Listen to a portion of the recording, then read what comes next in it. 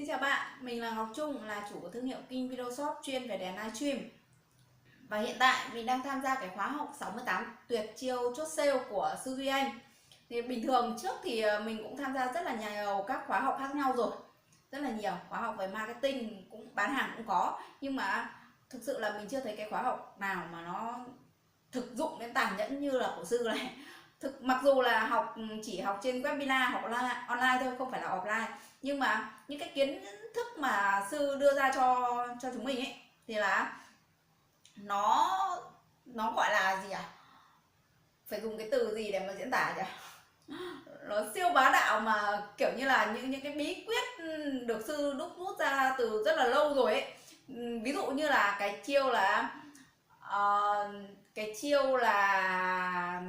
giả điếc chẳng hạn, giả điếc này, hoặc là giật mình sửng sốt trước lời đề nghị của khách hàng. Đấy, khi mà khách hàng họ đưa ra giá ấy, thì mình là người bán thì mình cũng phải là ủa, sao hàng như thế này mà lại có cái giá kiểu kiểu như thế. Đấy, tất cả những cái chiêu mà Sư đưa ra ấy, là Sư đã tổng kết từ cái quá trình mà Sư đi làm rất là lâu rồi, xong rồi qua cái gọi là tổng hợp, xong rồi đúc rút của Sư ấy, thì bọn mình học xong, qua các ngày học, ngày nào về là bọn mình cũng áp dụng luôn vào đấy. Và không phải là bán online không đâu, mà những cái chiến lược của Sư ấy mình có thể là dùng offline, hoặc là ví dụ như là hôm trước, hôm qua mình có một cái hợp đồng,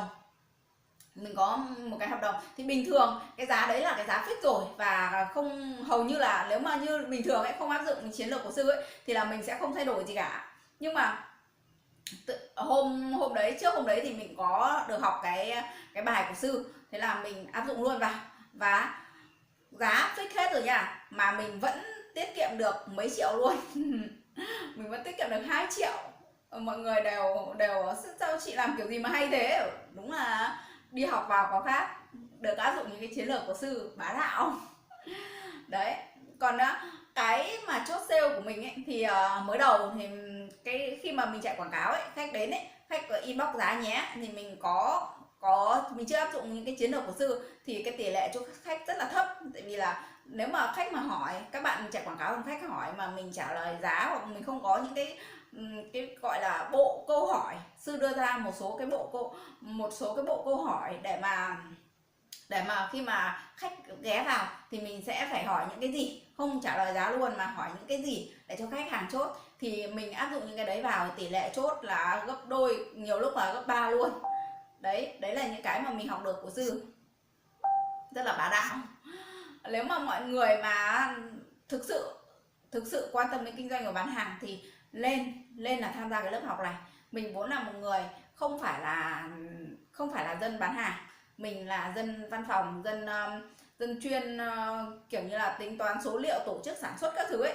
Nhưng mà khi mà mình bắt đầu vào kinh doanh, nhà mình tham gia cái lớp học này của Sư, thì mình thấy mình thay đổi cực kỳ nhiều. Cảm ơn Sư.